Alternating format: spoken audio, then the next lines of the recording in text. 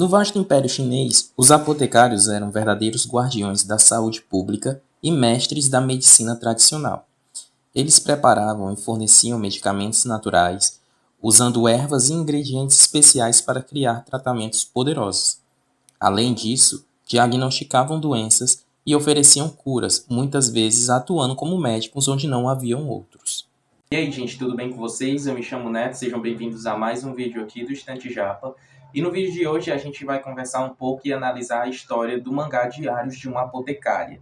Vamos focar nos 4 primeiros capítulos desse mangá que correspondem ao volume 1 da edição física do mangá Tankobon. A história começa com Mao Mao, uma garota que está trabalhando como servente de um harém. Harém esse que pertence ao imperador da China. Sim, estamos falando da China imperial. Esse harém abriga mulheres com o único propósito de gerar filhos para o imperador e perpetuar sua linhagem no trono. Mao Mao faz parte da equipe de serventes dessas mulheres e é uma das pouquíssimas que sabe ler e escrever. O motivo dela estar ali e ter mais letramento que as demais é porque Mao Mao costumava ser uma apotecária, até que foi raptada e levada para a capital para ser servente do harém imperial. A estrutura narrativa da história se dá pela própria protagonista. Em diversos momentos nós temos acesso aos pensamentos dela, e são nesses momentos que o contexto da situação é exposto para nós. No harém, homens são proibidos. As únicas exceções são o próprio imperador, sua família e os trabalhadores do harém chamados eunucos, que são homens castrados. Em certo ponto, outro narrador aparece na nossa história, aquele narrador clássico que não é nenhum dos personagens, que inclusive parece ser o próprio autor conversando diretamente conosco. E de fato é, e é aí que ele nos traz algumas características da nossa protagonista. Uma jovem de 17 anos, com hipermetropia, que é um problema de vista em que os objetos observados de perto ficam embaçados, e com um grande senso de curiosidade. No meio do trabalho, uma colega chamada Shaolan comenta em um tom muito dramático que há uma maldição rondando os filhos do imperador, pois todos estão adoecendo e morrendo, sendo os últimos 3 bebês recém-nascidos. Ela nos revela que há somente 2 sobreviventes agora. O filho homem príncipe herdeiro tem 3 meses de idade e é filho da concubina Rifa. A filha mulher de 6 meses de idade e filha da concubina Gyokuyo. Os 2 também estão ficando fracos, inclusive a concubina Rifa. Isso chama a atenção de Mao Mao, que começa a desconfiar que se trata de um tipo de envenenamento. Rifa começa a acusar Gyokuyo de amaldiçoar o filho dela por inveja de ela ter dado à luz a um filho homem. Todos percebem que isso não faz o menor sentido, pois por que ela faria isso inclusive com a própria filha? Nossa protagonista escreve cartas e as deixa secretamente nos aposentos das 2 ladies. Poucas semanas depois, o príncipe falece e Rifa se torna apenas uma sombra de seu passado, sendo esquecida. Mao Mao é convocada por Gyokuyo e se junta a vários serventes.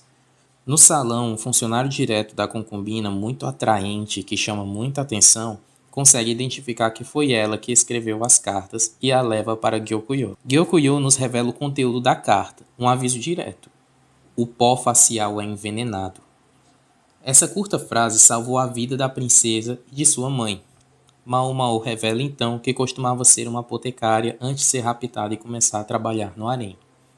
Gyokuyo então determina que a partir desse momento, Mao Mao será assistente pessoal dela, o que proporcionará maior salário, maior conforto e mais privacidade à nossa protagonista. Perceba que o conhecimento científico livrou Mao Mao do senso comum de acreditar que todas aquelas mortes se tratavam apenas de uma maldição. Ela avisou as 2 concubinas do imperador, porém Rifa decidiu ignorar o aviso. E essa atitude dela custou a vida de seu filho, o herdeiro do imperador, e também de seu status, algo que ela valorizava muito. O principal trabalho de Mao Mao agora é comer. Ela prova a comida que será servida a Gyokuyo para verificar se está envenenada. Um dia, ela é abordada pelo assistente da imperatriz, Jinshi. Ele leva uns bolinhos para ela confirmar se tem afrodisíacos. Ela consegue identificar a presença de afrodisíacos apenas pela aparência e pelo cheiro, e então pergunta se ela conseguiria preparar alguns para ele. Mao Mao amava fazer seus experimentos e sentia muita falta disso. Eu até consigo entender esse sentimento, afinal sou estudante de química e o que todos nós mais gostamos é ficar no laboratório. Ela tenta conter sua animação e empolgação e aceita o convite desde que sejam fornecidos os ingredientes e ferramentas necessários. O trabalho de Ginchi é selecionar as concubinas de ranking alto para gerarem filhos para o imperador. Foi ele quem recomendou Rifa e Gyokuyo. Parte do seu trabalho também é testar a lealdade das concubinas por sua aparência agradar tanto a elas. Mao Mao recebe um laboratório só para ela e com permissão para usar tudo que tiver lá. Ela não consegue se conter de tanta animação e entra em êxtase de felicidade por um momento. Ela então inicia o preparo do afrodisíaco. O preparo é narrado com uma riqueza de detalhes e é algo bem legal de acompanhar. Todo o passo a passo completo. Ela sai para lavar umas roupas enquanto o afrodisíaco à base de cacau esfria. Só que ela acaba levando muito tempo, pois inicia uma coleta de ervas, algo que ela gosta muito de fazer. Ao voltar, ela encontra as 3 assistentes de Gyokuyo em um estado delicado por terem provado o afrodisíaco. E pelo visto aqui era bem concentrado e com um efeito muito forte. No quarto capítulo, temos um caso em que uma suposta assombração começa a aparecer dançando durante as noites no harém. Gente pergunta a Mao Mao se ela sabe de algum tratamento para sonambulismo, e ela logo entende que o caso da assombração é na verdade um caso de sonambulismo de uma das concubinas do harém. A sonâmbula em questão é Fuyo, uma princesa de outro reino que foi entregue ao imperador e que logo sairá do harém para ser entregue como esposa a um oficial. Nós vivemos em uma sociedade extremamente machista. Na época retratada no mangá, na China imperial, não era muito diferente. A mulher sempre foi vista como uma propriedade, porque se um homem garante que aquela mulher pertence a ele, ele tem a certeza de que os filhos dela são seus. E aí ele tem segurança em passar os seus bens para os seus filhos. Tornar a mulher uma propriedade foi pré-requisito para o surgimento da herança. No mangá, esse conceito permanece. As mulheres do harém são vistas como propriedade do imperador. E quando elas não são mais de interesse do soberano, elas são entregues aos oficiais de Estado, pessoas de escalão um pouco mais alto, conhecidas pelo imperador. Fuyo nunca foi visitada pelo imperador, então estava com a sua castidade intacta. Com o tempo, começou a aparecer dançando pelo harém sonâmbula durante toda a noite.